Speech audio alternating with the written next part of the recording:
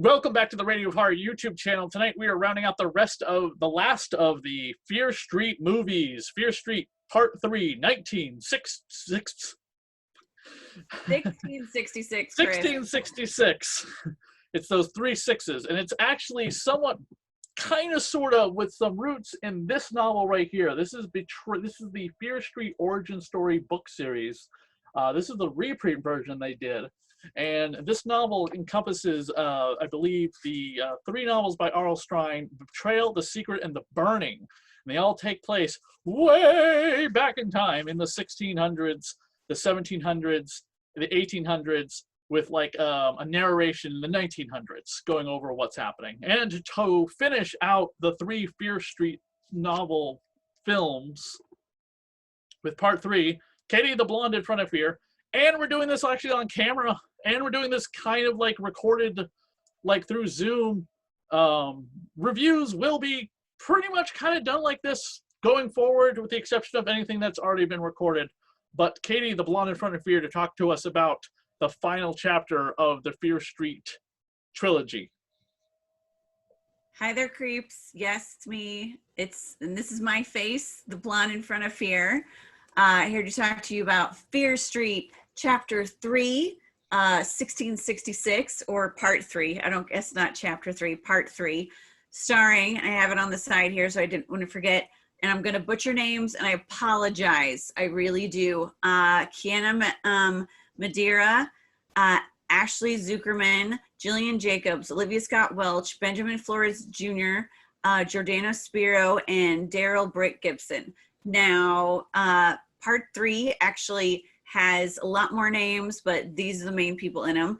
To do a recap, 1994, Shady Side has a killer. Our lead actress, Kiana Madeira, plays Dina. She's trying to help her girlfriend, or ex-girlfriend, Sam, played by Olivia Scott Welch, who's being stalked by all the killers.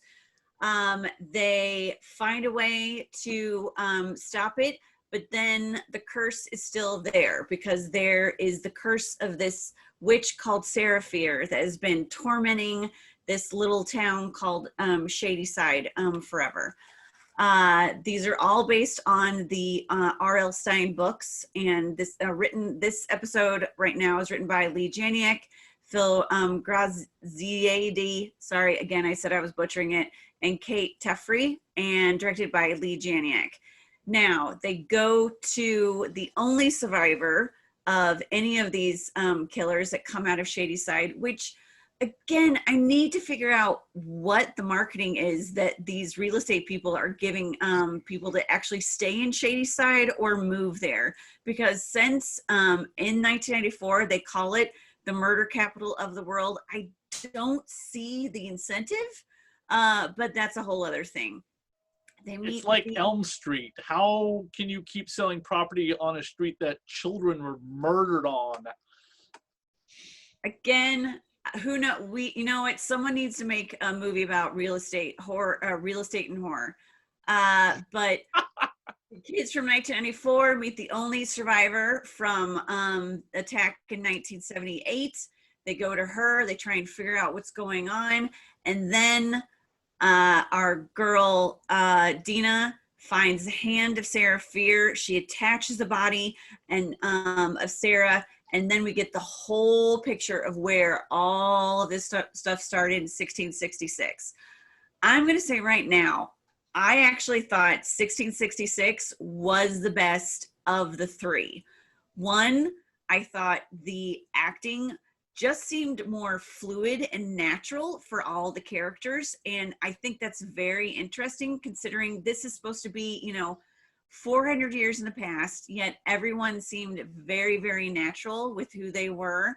I thought the sets were fantastic. I thought the storyline and the origin story was great. I mean, we're talking this, you've got to realize that this film right here is the threequel, sequel, prequel, which I don't know if that's happened before, but I mean, I thought it was great. You see Sarah Fear, She's a little bit of the oddball in her community, in her little township. She doesn't necessarily want to get married. She's good at what she does with farms, aka she's probably going to be deemed a witch. Anybody that I know that, or anyone that when I learned in history, if they're good at what they do, and if a guy or any sort of man has any problem with it, bam, deemed a witch. Well, Sarah and her friends go on a little, I don't know, I would kind of say it's a little pilgrim Lollapalooza in the woods. Sarah has a little dalliance with the love of her life, Hannah Miller, who happens to be the pastor's daughter. Not really the thing to do back in that day, but no one sees it, and yet somebody does. Unfortunately, before that happens, Sarah kind of shames one of the guys who's trying to hit on Hannah. His, how do you say it? His husband bulge is very apparent to the crowd, which I know they're trying to make fun of him because of that. He actually shouldn't be shamed because of that. That was actually not a bad husband bulge. That was actually, yeah, you shouldn't be embarrassed by that at all, sir. But he was. Especially back then. Well, I mean, husband bulge now, you know, and I say husband bulge, that's only from Cabin in the Woods. That's not what they call it. But Sarah and Hannah then go to town after they see somebody in the woods, catch them. They catch a little kiss, and then the town drunk sees them. Well, apparently, the town drunk then runs around town saying that he saw these two women kissing, and he becomes a moral compass. Like, I don't understand how the guy, the first time you see him, he comes out of an outhouse. He looks like he's been brushing his teeth with an outhouse brush. He reeks, you could just see him reeking of alcohol just from him. He's like all nasty and dirty, but he is the guy that you want to listen to regarding what's going on in the town. All right, 1666, thanks for sticking up for ladies. Even if it was true, who cares? Why would you believe this guy? And then he goes on with the whole religious deal, like, oh, we're cursed. Oh, all this. And unfortunately, he is right on that. I mean, the town is cursed. But everyone blames Sarah. They think something's going on. And then the pastor of the town has a little spooky stuff going to him. Now, this is one of the faults I do have in 1666. I really wish that they would have had the pastor in 1666 show up a little bit in 78 and 1994 when they have the different killers come about, because what he does in 1666, one, I actually don't understand how he ends up, and this is spoiler, he ends up killing 12 kids. Not only does he kill them, he takes their eyes out with some medieval device. And he not only takes their eyes out, he's also taken his eyes out, saying that he can see and he can see. How he got 12 kids, and I'm not talking about little kids, I'm talking about like 13, 14 years old. How he got them all to stay still and do all that, little bit of a flaw, no big deal. He is one of my favorite parts of the film, and I, again, wish they would have done more with his character. Maybe, I don't know, I guess they really can't because this is the end. But some of those kids we've seen in previous movies, like they were in the summer camp, as well as the brother of Hannah in the present day, 1994. Yeah, and it would have been, I don't know, it would have been nice if the pastor would have been like in more things, especially once I get to the end, I'll tell you more. But so everyone thinks like this is witchcraft, all that stuff. Not that it could have just been a guy going nuts. You know, you got to blame it on the ladies. Something must have happened. So then all the townsfolk say all this stuff. It's like, I have names of what's going on. And, you know, typical of witchcraft, it's all speculation, name calling. This is what a witch hunt is. There's no proof. And then one guy, see, this is where I come back to this. The one guy who had the husband bulge, he starts saying it's like he saw these ladies dancing with a mule, a red mule. So this was the thing that really bothered me though. Why would, I mean, look, Satan, I know he's not the number one and all that stuff, but I feel like Satan could have at least had a horse. I don't know why he necessarily had to have a mule. That's just a dumb thing that I thought of when I was like, why is Satan going with a mule? Why can't he have like a stallion? Why can't he have, I mean, he could have an elephant. Why is he got to go? I mean, that's kind of, mule's kind of lame. If you're going to lay with something like, I mean, go big or go home. I definitely know why they didn't go like the typical goat, because they probably didn't want to be copycatting the witch. Which they kind of already did later on in the movie. But again, still going. So Sarah and Hannah are watching everyone. Everyone is just turning against them, which again, good community values. They call them witches, and then they're gonna string them up and hang them. Sarah gets away. Hannah gets caught. Sarah goes to her friend Solomon Good, who's had his own little problems. His child died and his wife died, and they have become friends. As she says, we all have shadows in our life. It's little lines like that I think go along with the time period, and also are very like, I don't know. I thought that little line was just very beautiful. It's just so simple that you say that, but it also sounds very old fashioned to say we have shadows that fall upon us. And yeah, she tries to figure out what's going on. She tries to get away. We finally, if you haven't listened to the other reviews, one of the complaints I had is that Dina in 1994 and Josh, apparently their dad is there, but you never see him. In 1666, you do see the dad. Apparently he is a drunk, doesn't do much for his daughter, except lay by the side of the house and get completely wasted while his daughter's being prosecuted for witchcraft. Nice parenting.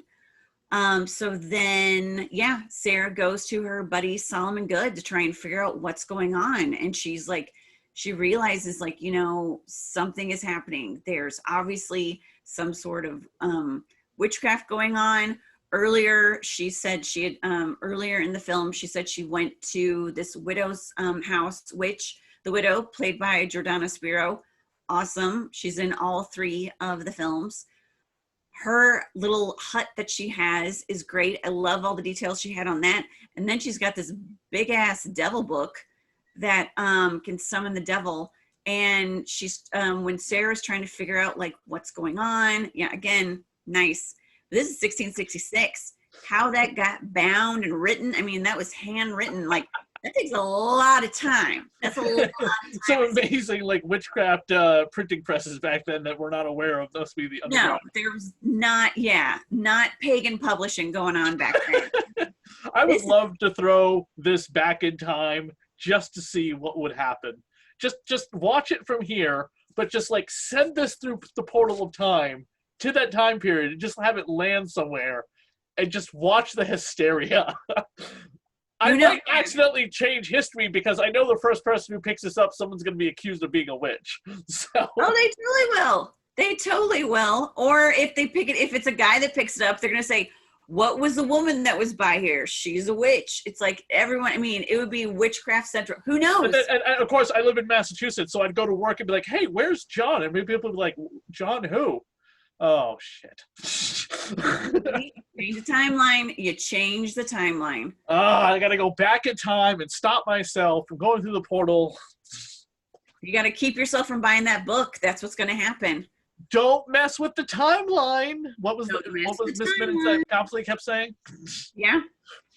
So Sarah and Solomon, Solomon's trying to calm her down, saying, this is no big deal, just like you did with the town folk. It's like, hey, it was only one guy. These women didn't do anything. Solomon's trying to help out Sarah, like, hey, I don't know why I'm doing the hey. Hey, just, it's going to be okay. We'll figure this out.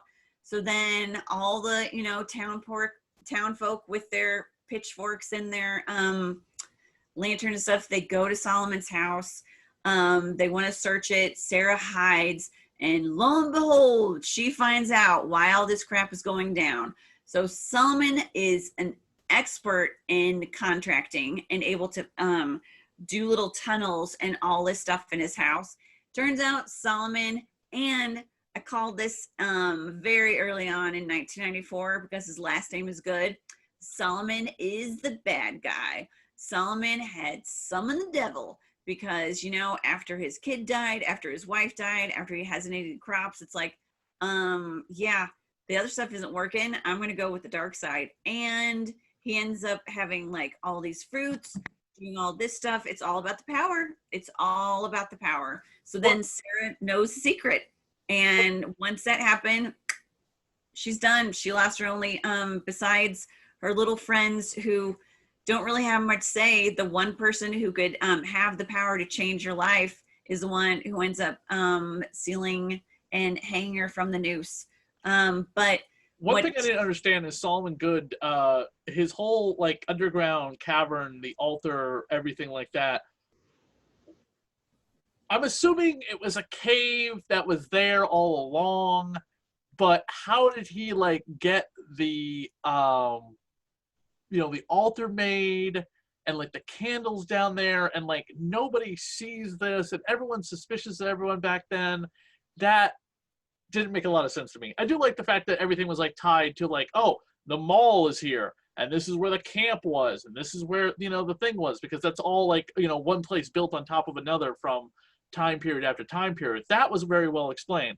But just like I'm just gonna assume that the whole underground cavern was just always there, God made Earth kind of thing, or Native Americans, and we never even got into like, oh yeah, there were Native Americans here, we killed them, and then we set up shop, and that's the curse on the land. So I think half of that is right, because some of that, I feel like some of that area was already there, not man-made by Solomon. He just happened to like fixture like the little entries and what. But with the altar and the rocks and all that stuff, that was when he, took Satan into his heart. Satan and him became friends. They bonded. And he let Satan in, and then Satan was like, okay, you know what? I'm going to spruce up your house. Let's do a makeover. And did that whole altar on the ground and all the stuff with the rocks. And I feel like when that happened, that when he just let Satan in, I mean, you can always bring candles in, that's no big deal. But yeah, Satan made that little floor design and all the other stuff. But there were different things, because that was one thing when Sarah finally gets out, she gets out from inside, she takes those tunnels and gets out inside the what's it called? Oh, in the church, and gets out. There was something in the mall, because it was a problem that I had, because the tree that's in the mall is not where any of that other stuff was. And they made it seem like the tree and where the church would have been really close together, but it wasn't at all. They had to walk like a big amount to get from the church to the tree where she was hung. So and I'm skipping way ahead, because at the end there's a little like, oh, gotcha thing. And I was like, nay, that's not how close it is.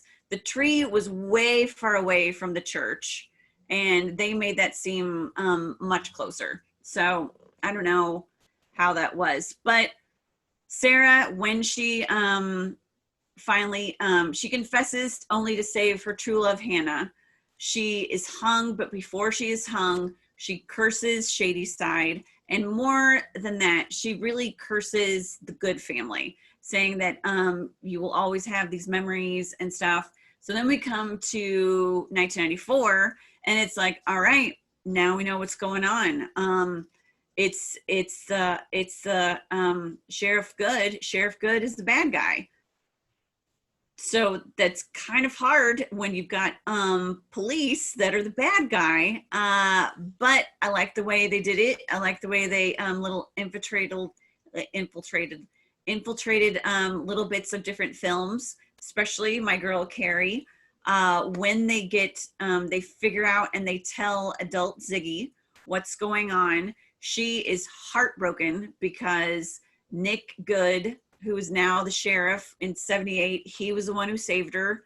He was the one who she thought was her true love, even though he pretty much ditched her butt after that whole thing happened in 78, it seems like. Because I didn't understand why they didn't get married or something other than, it's because of him that her sister died. That whole thing with her, how many times she is like stabbed by the killer in the sequel to still be alive just still continues to baffle me. Just like, I mean, that killer went to town on her with that knife, and you just...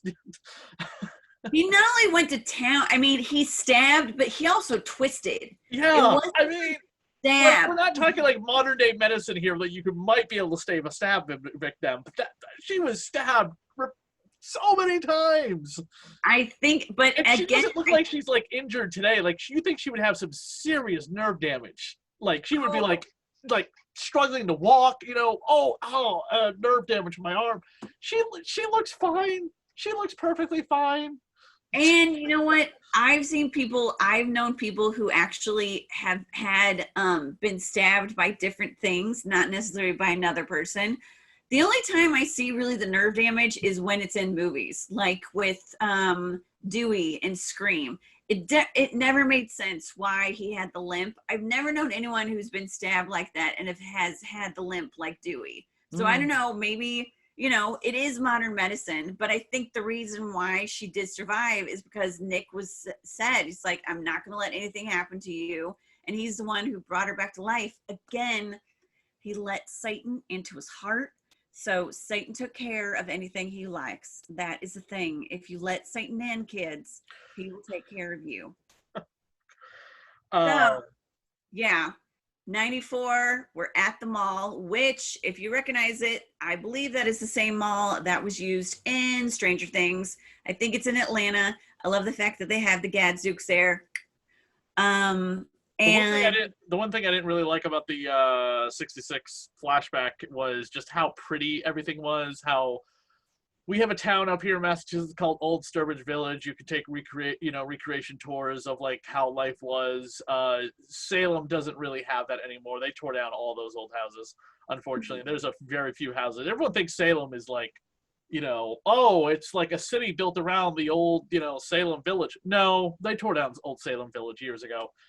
You're lucky if you find anything preserved. Most stuff is like covered up with like banks and crosswalks and everything else. Yeah. There's no, but Old Sturbridge Village is like, as much of a preservation of the old, Plymouth, like, Pilgrim kind of setting. That's what this looked like a lot. It just didn't look very back then. It looked very Hollywood today. Like, you watch Game of Thrones, you can totally believe that the setting of the show is back in whatever time period Game of Thrones would take place in. Everything looks dirty. Everything looks just like ancient. And don't tell me Netflix doesn't have the same budget that HBO does, because they do. See, I'm gonna disagree there, because if you think back, I mean, in 1666, there's at least 3 scenes, I think, if not more, where people keep sweeping. Like, every single chance they get, people are cleaning. People are cleaning, and people are dirty. I mean, Sarah kills a hog after the hog killed its babies. That was pretty horrific. Yeah, that was besides her getting her hand cut off, I think that was what gave them their R rating. That was nasty. Yeah, her getting hung was, kind of off camera. That was still kind of creepy with her eyes rolled back up into her head. They did a good job with the dummy for that. But the her losing her hand, Mia from the Evil Dead, that's what kind of reminded me of. Just getting stabbed in the hand and then just ripping it off. I was like, yeah, so awesome. Because you've got everyone's cleaning every chance they get. she like kills a hog that ate its own infants, and then she's got blood on her. And this is one of the things I really liked. I know it's dumb, but everyone always romanticizes like what they could be if they went back in time. It's like, oh, I'd be a seamstress. Oh, I'd be this. No one wants to be the guy who picks up the shit on the ground, like all the horse turds. They had someone doing that. That is a job. That was a job that someone had to do back in 66. And I'm glad they pointed that out, because not everything, like you said, not everything is pretty. People had to do this kind of stuff because otherwise all their entire town would be covered in manure. And I mean, you've got this like crazy Thomas guy who obviously is like a hygienist's like worst nightmare. I mean, nasty black teeth. Everybody seemed dirty all the time. It doesn't seem like anyone really bathed that much. There are a few people with little bonnets, but everybody else seemed like they had just a layer of dirt on them. So I wouldn't say it was all that clean. I mean, I think Game of Thrones would be taking place like 1,000 years before all of that. I don't know. But the seeds of where they pulled a lot of the whole like betrayal, double cross plot line from comes from the first book of this saga. But it's as like they really just took the very basics of like of you know, the who was behind what and where. I was really expecting them to go with the, you know, the two brothers betray an entire town after getting the who they believe to be the witches burned at the stake, and then it's actually the good family in the novels is the last remaining good family member goes after the Fears to get his revenge over what happened to his wife and daughter, forsaking his own son, telling someone, no, take my son. I need to go. I need to hunt down the Fear family. And he's like, well, no one else is around. I'm gonna go to my my super secret room of Satanism and witchcraft, and you know, call upon the powers of evil in order to help me get revenge against the Fear family. Which would have made for an interesting like backstory. What they did is fine. It definitely seems like Netflix like read this and was just like, okay, we got an idea, but we're not going to use that. Yeah. So I mean, I'm not entirely disappointed with it. So I liked it. I wish that the scale of the township would have been bigger, because it just seemed like it was very small compared to even the amount of people that were there. Which it was like what, 4 or 5 houses. Yeah, and there was like a ton of people. Well, even with the midnight, like you know, that Pilgrim Lollapalooza thing. I mean, it seemed like there were a ton of kids. So it's like, you know, mostly the kids, the younger people, not the village elders.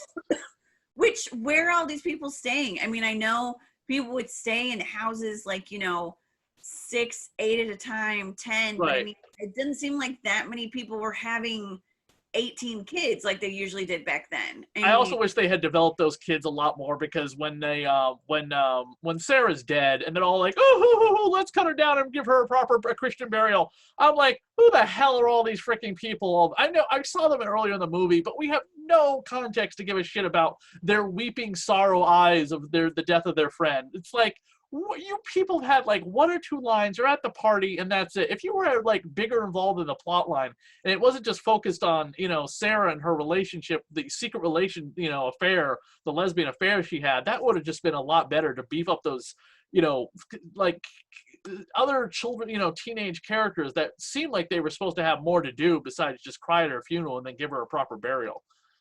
I feel like they didn't do more of a backstory on them, because since all like they were kind of the fan favorites in 94 and 78, that you kind of like their characters in 94 and 78 transcended into 1666, because they were kind of like already those same people, and like these were their descendants and that's who they were. And I don't even know if they consider that a Christian burial, more like F you to the patriarchy. It's like, yeah, you killed her. We're not going to have her, like, we're not going to let her be buried here. We don't want people to like, oh, this is where, you know, this witch was. We're going to take her away and put her in secret so no one knows where she is except us. So at least she can sleep soundly. And I mean, and also back then, if they tried to say anything, you know, to stand up for Sarah and Hannah, or at least for Sarah, they probably would have met the same demise. I mean, the one kid said that, you know, he was like drinking out in the forest and dancing, and then all of a sudden he's called a heathen by the town drunk, which it's like, I'm sorry, hypocrite. What are you talking about? Besides the dancing, you do the same thing, except you do it 24/7. Like, I don't even know what his job is. It's just town drunk and yeller. That's what he is. He's the yeller. I do hope that there's been no announcement yet. There's just been a lot of, you know, speculation. But until Netflix actually comes out and says, yep, we're doing it again, hopefully next summer we will see more Fear Street movies based on the books. I do hope they're actually based on the books, though. They really took some liberties with this one to just be like, we're going to take a lot of ideas from a lot of different things that R.L. Stine did and put it into something. I really want to see the actual novels like adapted. They're not impossible. They can do however they want to do them. Keep them in the 90s, you know, in the 80s and the 70s. Don't turn it into a 2022 film where everyone's flipping open their cell phone to call because a serial killer's chasing them, or with just the worst type of like, just don't do it. I mean, I've seen slasher movies made today, and they're honestly sometimes not always as great as they used to be. We're gonna get like a Halloween Kills and a Scream 5 set in a modern day slasher. I'd rather keep these definitely like period pieces. Without the convenience of technology. Yes, it's funny. Scream had like the first like big thing with the cell phone because that's what the serial killer used. But I don't want all of the modern day, you know, issues of society to infiltrate a slasher film. It takes away from the plot line because it's like, oh, we got to reference this thing politically. We got to reference this thing PC wise, and we got to reference the coronavirus too. I guarantee that's coming at some point. It kind of already is in a comic book right now, which is like a serial killer slasher story from DC. It's amazing. They reference coronavirus, but not in a way that's like, do you get it? It's the coronavirus. Do you get the point that we're making? You know, every 5 seconds, it's like, oh, look, they're wearing masks. It's the coronavirus. We get it. But it's the after effect of that. Anyway, hopefully you enjoyed this very long review, extra long episode of the Blonde in Front of Fear, talking about the last of the Fear Street movies and the last 2 videos we did on the Fear Street saga. And hopefully we'll do more Fear Street movies if they ever make them. I have no interest in doing any more R.L. Stine movies because they're usually all targeted at kids. This is the first time we've had R.L. Stine stuff targeted at adults, which is fantastic because Goosebumps and The Haunting Hour has all been pretty much like preteen children material. But I mean, there's always a chance. I mean, look at the end of this one. I would say it's not ending yet. No, they could do more, but they just haven't announced it yet. So I'm hoping they're waiting for whatever Netflix does for movies. I don't know how they make their decisions sometimes. They cancel stuff that's popular, and they don't renew, they don't cancel things that you're just like, who the hell cares? Who's watching that? Yeah. So, I mean, like I said, this one I think I would definitely say this one was my favorite. Even if they end gamed all of the killers from the past at the end, which I thought was funny, and maybe some of the logistics of locations weren't correct. I think again, the acting was on par, was actually the best that they had, and I did like the little love scene between Hannah and Sarah. I thought that was very intimate and beautiful without being like raunchy. And the main thing that was great in this, beside that wasn't overdone, and was overdone in the other 2, the music. The music, I feel like in the other 2, anyone that I've talked to, that's kind of been a complaint. This one, since it was mostly all original music and instrumental, I thought was beautiful. I thought it was hypnotic. And yeah, I like the way they ended it. I like the way they started it. I like how it wrapped up, you know, the prequel, sequel thing, and I highly recommend it. And you can get the scores for these things. You can honestly download the soundtracks on iTunes, Stitcher, Google Play, wherever you listen to your music. They're not really hard to find, but it's great that their Waxwork Records this fall is putting out all 3 films scores with original artwork indicative of the novels by R.L. Stine from the 80s and 90s, which is fantastic. The Fear Street novels ran from like 89 to like 99, and then they came back as Return to Fear Street. But the original novels that he did ran through the late 80s into the 90s, which is how I was introduced to them. And good luck trying to find them. They're very difficult. Barnes & Noble just recently put out a compilation of 3 books, not with a great cover, very generic cover, but if you want to find any of the Fear Street novels, that's one way to do it. They're also available on Etsy and eBay if you ever wanted to read these books. They have definitely become massive collector's items because of these 3 movies. Check out the rest of the videos here on the Radio Power YouTube channel. Check out Katie on Facebook on the Blonde in Front. Not the Blonde in Front of Fear. That's here on this channel. And check out me on the Radio Horror Facebook page, all the other videos here. And if you have an email you wish to send us, go to thatradiohorror@gmail.com or Katie's email. theblondeinfront@gmail.com. Thank you. And we'll be back in a few weeks with another exciting review on Radio Horror. Bye.